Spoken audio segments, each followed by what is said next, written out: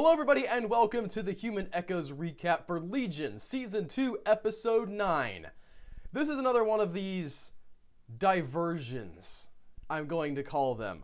We've had at least two of these so far that focus on specific characters in some way or another. We had the Sid Inside the Maze episode that sort of told us a lot about Sid. We had the Amy flashbacks / side flash episode where we found out about the alternate Davids, but also about all the sacrifices that Amy had made before she got killed by Farouk. And now we're talking about Melanie Bird. Gauging the fan reaction to this, I saw a reasonable amount of frustration at how much this show seems to be spinning its wheels. And especially because, the opening scene here is just another one of these drug trip scenes, of which we have two. In this episode, we have two psychedelic, people on drugs, like what is real, things just sort of kind of being all foggy and weird kind of episodes. Episode in the sense of like a segment of your life, not a television episode. This is the backstory of Melanie and how she gets to where she's gonna help out Farouk / Oliver. And to start with, they take us back. They take us back to where she's at when she's talking to Sid. She has that conversation about how our men always leave us. She says the most depressing phrase in the English language is vacant lot. And just in general, I don't think I fully grasped the depths of Melanie's despair until this episode. Like, I could have inferred it from that scene that she does with Sid, and she kind of, in the language of the show, she infects Sid with this sort of dark feeling about what her life is going to be if David doesn't come back. But really here we get the sense that this is something that is just holding her down. This, I guess, regret about her wasted life, at least that's how she sees it, has just overwhelmed her, and she's no longer able to function as they need her to function. She's just dropped into a drug-fueled haze and just sucking on this elephant, just taking them drugs. So,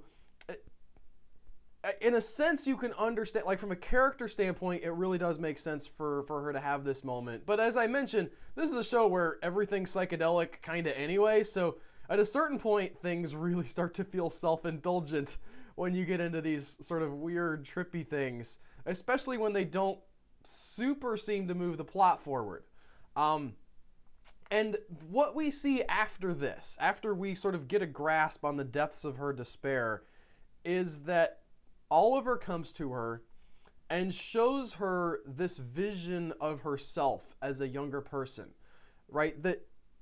And I don't think it's the woman in the mirror here, right, is obviously younger, arguably more attractive, right? But I don't think it's about the physical youth that is sort of what Oliver's pitching to her here. He is, and I think it's Oliver doing this, he is sort of dredging up even more of this sort of resentment at her lost life, at all the time she spent following him, and showing her what she could have been, what she gave up, and maybe offering her a chance to have that back. That's not explicitly stated, but that's the only reason I can think of that you would show somebody this picture in the mirror, this idea of the thing that you're longing for the most is your youth. And it really, honestly, we saw the sort of interior of her mind, right, in the Minotaur, and so we know ostensibly what her greatest wish is, to be in control. But I think this is definitely a part of that part of her wish is just to get back that time that she wasted.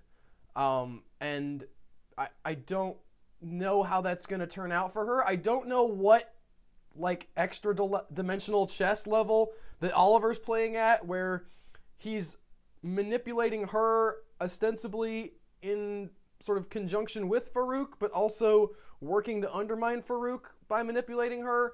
That's just, I haven't figured out what his plan is yet, but it seems like that this is part of it, that we're seeing some of the pieces of that plan. And we see her meet up with Farouk, kind of give him some information about the Mi-Go monk. I assume this has happened in the past, this scene, that's sort of already laying the groundwork for what he knows about the place.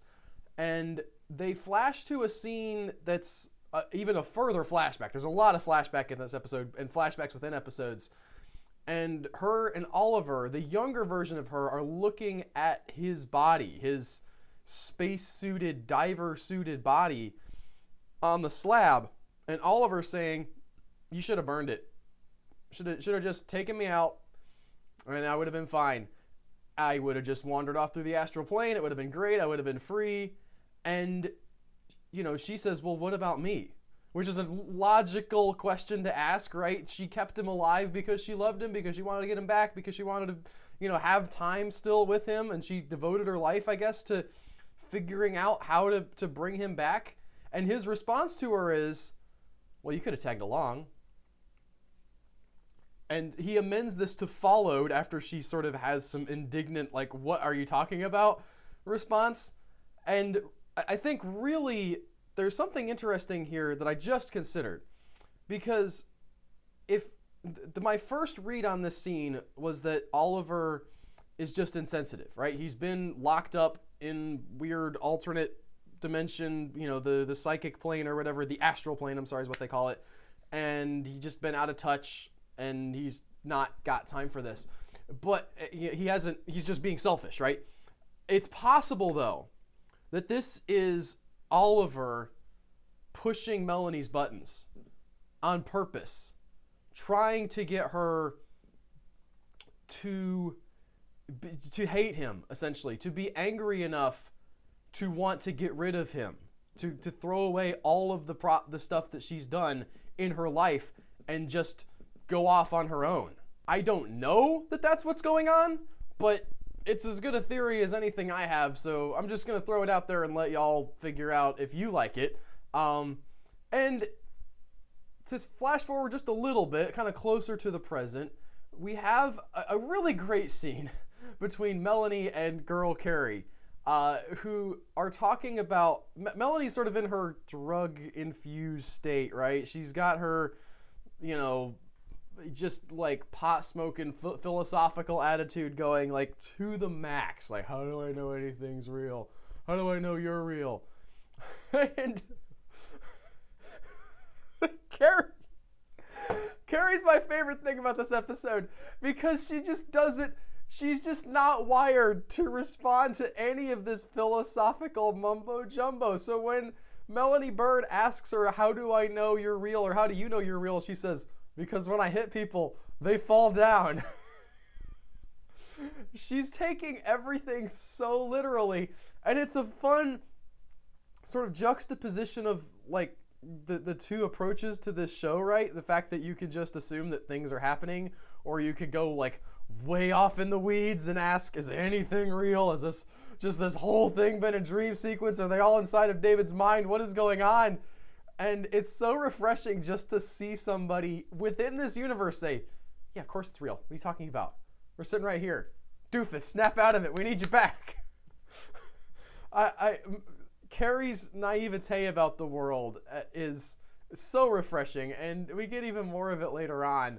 But in her depths of despair, Melanie goes off on this sort of pot-fueled ramble about how reality's whatever you decide it is, and there is no world to save, and I'm sure it all sounds very profound to her, but at this point I'm starting to think she's kind of full of herself, that there is something to save, and I'm more inclined to be on Carrie's side than I am on Melanie's in this scene. I just want something to be real, and I'm just gonna start assuming that everything that I see is real. Following this up, you know, Carrie sort of transitions to her and Guy Carey hanging out, and they remember their instructions from David. They implanted instructions where they're supposed to go in the car, take the weapon, drop it off at the Blue Octopus, and so they go to do this, and of course the other part of this plan involves Lenny, who is hanging out at her old haunts. And she goes back to these people who I guess knew her before. Again, speaking of not knowing what's real, Lenny goes back.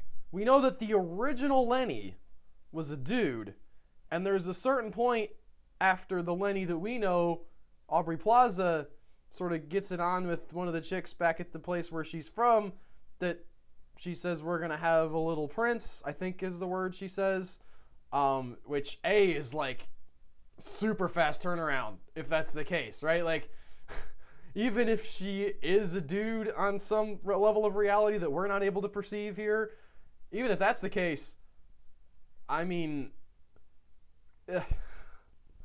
I'm trying to unpack it, and I'm just not able to, like, how it couldn't happen that fast. You wouldn't know that fast. Your body wouldn't know that fast. The sperm is probably swimming still towards the egg the next morning. Come on. So a lot of questions about what is really happening here. But again, it's easier just to assume that it's all real, and I don't know, the sort of coked out girl is just crazy. But she gets back, they're having a party, she gets really wasted, and in the midst of getting really wasted, and I think possibly because she got really wasted, I think maybe she unlocked some stuff that she maybe shouldn't have unlocked in her mind, and she lets Amy out as a spectral form, as an astral projection. And Amy is not happy. Amy doesn't want to deal with the fact that she's dead, and she says to her, it doesn't do me any good to know that it wasn't your fault. I'm still mad, and I'm still gonna bug you because you're the only person who can see me anyway, and you took my life away. So, are you a good person? Are you a good person? Are you a good person? I'm not touching you. I'm not touching you. Really, really putting the screws down on Lenny. And the upshot of this is that she finds out that David has implanted these instructions inside of Lenny's head and makes sure that she follows them, cajoles her, if you will, or persuades her, maybe is a better word, because she, in her process of trying to persuade Lenny to go and do the thing that David asked her to do, she says, "You love him," which is, to me, kind of out of left field for Lenny. I don't know that I need more characters in this show to love David unconditionally or in any other way, but I mean, I guess it could kind of make sense. Either that or it's Amy manipulating her somehow mentally, but it's treated as this big truth bomb that Lenny has, been trying to run away, that she actually has feelings for David, and whatever the case, she is convinced at this point to go and carry out the mission. Now, the mission, however, has been complicated, and here's my favorite thing about this episode, just sort of overall as a thematic element, is the way that the plan that David has set up goes awry is in manyfold. Like, almost every single element that he sets up has fallen apart, all right? Clark has been hit on the head. So whatever he was supposed to do with the sort of the androids in the desert and the helicopter might not get happening now. Maybe it will, but not betting on it. And then Carrie and Carrie go to drop the weapon off, and girl Carrie's like, I don't want to just leave. Like, I want to be a part of this. Like, I'm not interested in just following whatever David told me. I want to go off and do my own thing. And so they don't take the gun, but they do, like, hang out and watch. And so they're there to see when Lenny shows up at the car, and then the car teleports away. There's also the whole bit of Lenny just running from her responsibility, right? Which was maybe the most obvious one. Like, the fact that she showed up at all is pretty remarkable and needed the, I'm going to say Deus Ex Machina, and I don't want that to be taken as a negative here. It's just sort of something that had to happen to get her to do the thing. The Deus Ex Machina of Amy showing up to sort of shake her out of her, I'm going to do my own thing and like nobody can stop me. You set me free. I don't have to deal with your stupid plan. And she's manipulated into doing her part, which, again, the fact that Lenny is the one person who's sort of done the thing that was expected of her. Is it's kind of hilarious, and she tried not to.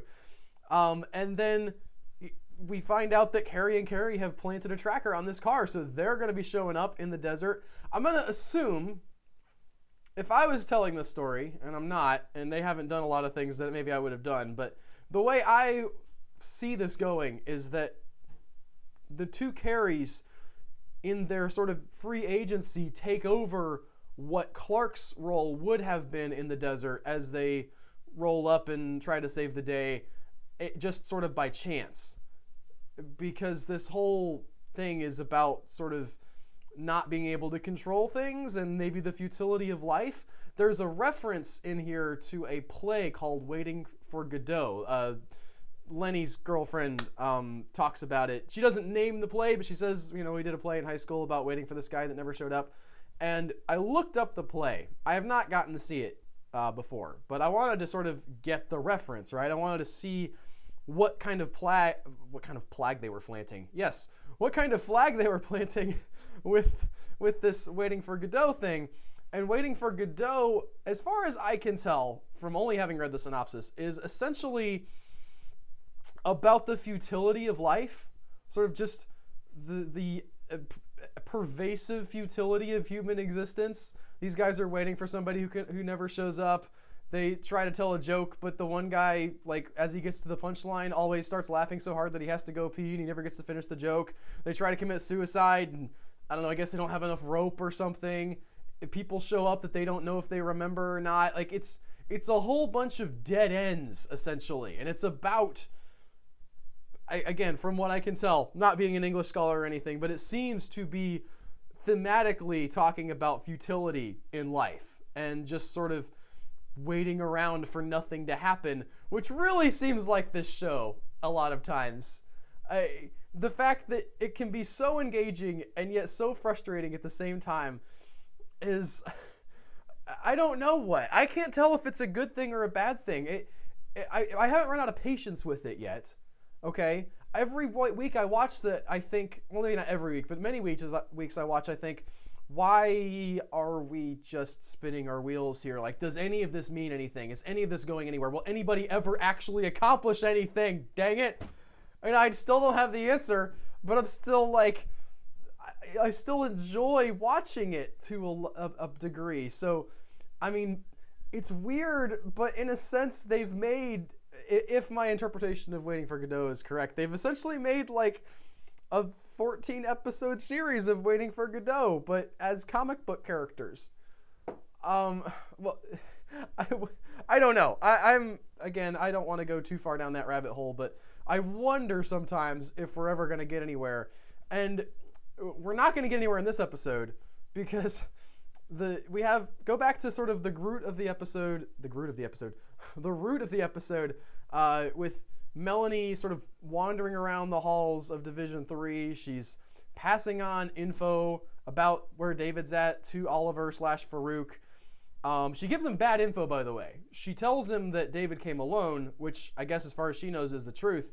But we know that Sid has headed out there now, so David's not alone, which maybe means that Farouk's plan is also not going according to what he wants. She asks, why does it always end in violence? Which seems like a very meta statement about a TV show with, X-Men in it. And then we see her meet up with Oliver, and they kiss, and that's the end of the episode. I don't know what anything means. I mean, I know what some things mean, but there's a part of me, as I mentioned earlier, that just kind of feels trolled. Like I'm waiting around for something to happen, and it's just never gonna. And I don't know what to do with that feeling.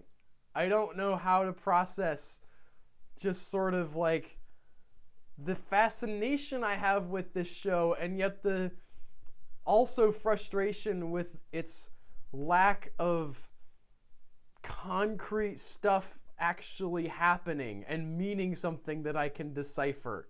It's a weird conundrum to be in. I do, at the very least, it's making me think.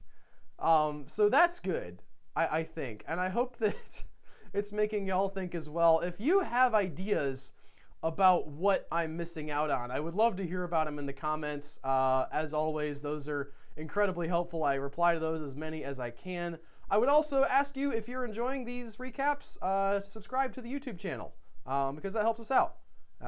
If you don't want to, that's cool too, but I figured I'd ask. As always, I will see you guys next week with another episode of the Legion Recap. Y'all take care.